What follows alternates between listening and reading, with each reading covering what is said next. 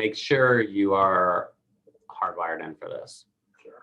It's even though I have fast Wi-Fi, I was having issues. And then this thing too, this tab here. Yeah. I don't use the analytics or the stream settings, but stream health, I'll leave it on. So you'll see, and it might happen as we're doing it here, once in a while, you'll get warnings that come up. So this, as the health changes, so you'll have, it'll keep on adding and populating this list. It grows and gets bigger and bigger. Most current ones always at the top, which is why I pushes them down. But nonetheless, it will say warning or something about your, see right here, it says stream health is excellent. It's going to say like, warning, your stream health bit rate is so many kilobytes is under the recommended setting. I don't know what really that is.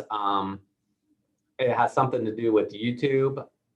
Even though that error has come across, and usually does multiple times in every one, I've yet to see any degradation or any issues of it. Again, though, I have pretty fast internet at home, so I would definitely run the test session on your home internet to get it going and just test it to see how it looks. But even though mine, I got errors, and I mean, it got down, like, I think when it's close to 1,000, it's excellent, but I've seen it to where it says you are 740 kilobytes per second. And I've seen it get down to like 300-400, and it makes me nervous because I'm like, well, what's the threshold? Like, when something going to go wrong or noticeable? But it bounces back too. It'll go back to excellent again. It just really depends on the connection, I guess. I'm not really sure, but just so you're aware of it when you see it, you don't freak out and just kind of let it ride. And then another thing I always do is I will have one device on Wi-Fi on the YouTube stream. Okay. I don't like to have, when you go live in YouTube, it automatically opens this other window. I don't like to have the live stream there. I just like to look at Zoom here, this here, and then I'll have my Surface open. Okay. That's connected to the public stream on YouTube. Good, yeah, just to monitor. Yes, because there's been times where, like I said, Zoom ended, and I'm like, shit, it shows, is the stream still live? And luckily I looked over that and knew that was completely unaffiliated with this, and that was still going. So I was like, okay, the stream's still going, we're okay.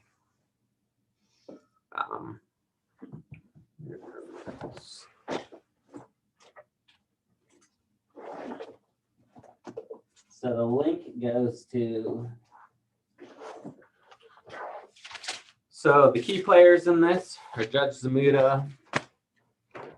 It's Catherine, let me look up her last name. I'm pretty sure it's Patterson.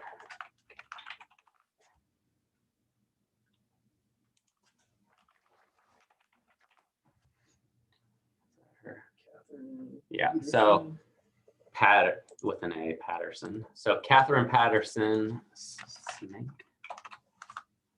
Yeah, Brian Smank.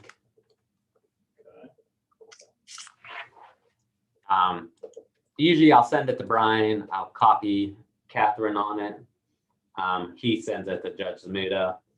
So I don't even send it directly to him. I just send it to Brian and Catherine and let them, because they're the ones who distribute it out to all the attendees on the task force. Oh, the actual YouTube link. So this is the Zoom link. The Zoom link goes to, the Zoom invite goes to Brian and CC Catherine, and then they'll push it out to Judge Zamuda and everybody else. Gotcha. So that's simple. Yeah, and then the YouTube link goes to Erica Lemke. Okay. So I'll send her an additional one, a separate email, and then I'll copy Brian and Catherine on it and say, hey, Erica, here's the link for the website, which I'll show you the website here. So if you just go to the home page, and at the very top here, I hit task force, search for that. And then I'll just scroll down and look for the first HTML icon, which is this blue thing with a globe, and it says advisory committees and task force. Mhm. And then here it is, task force on conviction integrity and post-conviction review. And then, so this is the page, and I'll send it to Erica, and I'll copy you on it too, because I have to send her the one still for this upcoming meeting.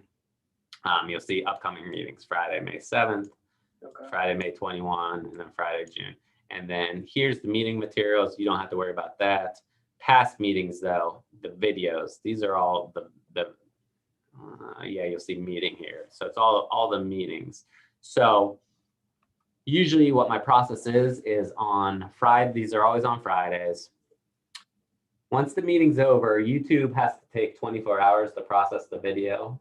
Mhm. So on Monday, I'll come in, I will download the video from YouTube.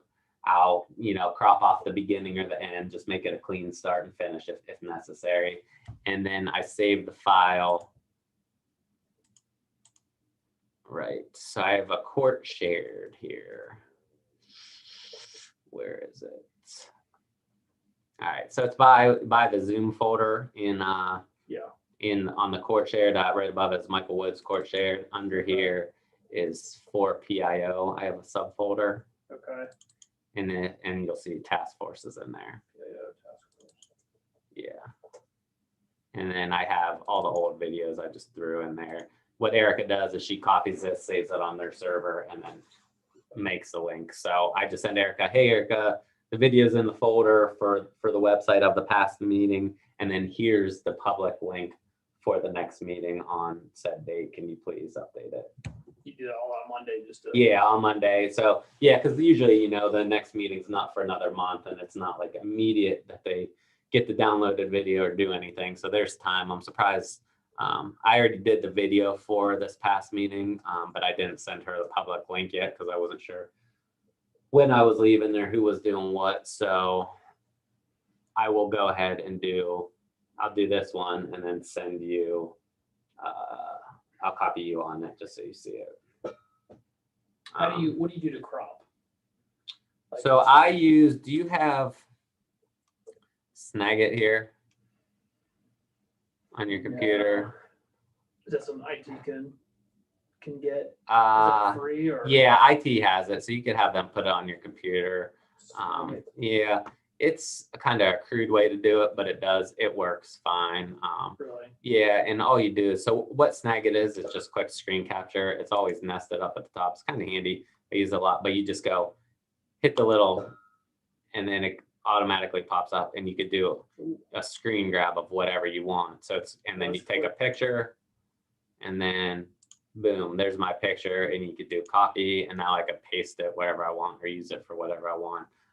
But it also works with videos. So what I'll do is I'll just open Snagit and say, open, I'll navigate to whatever video. What is this?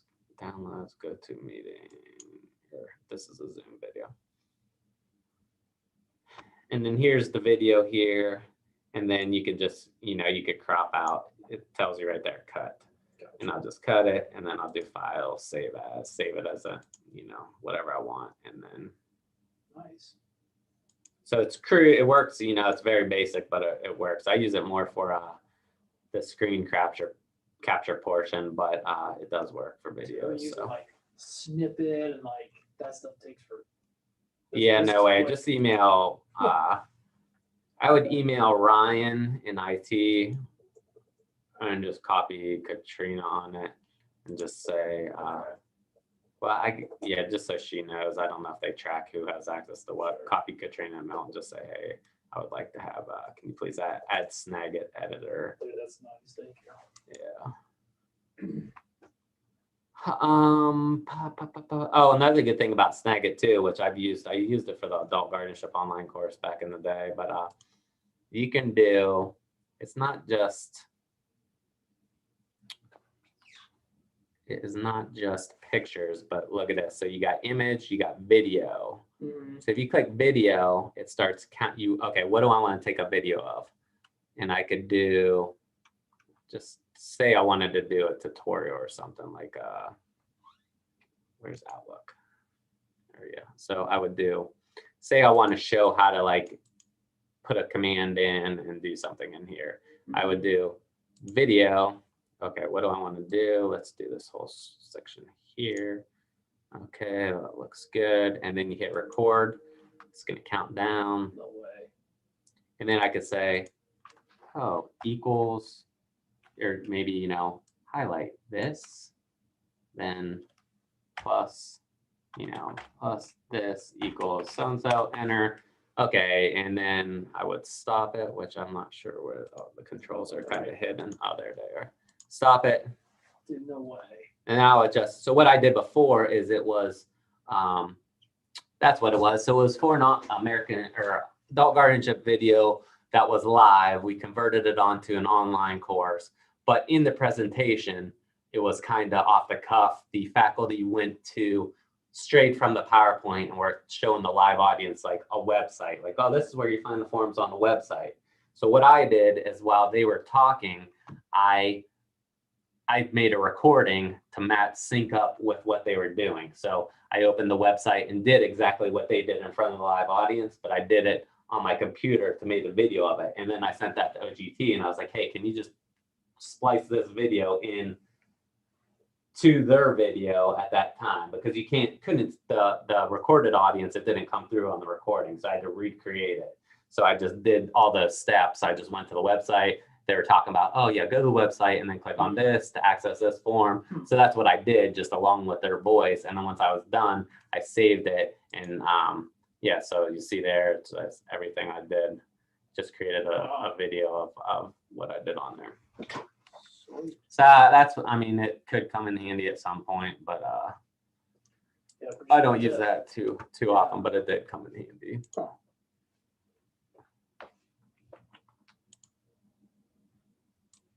All right, so task force, Zoom, and post work.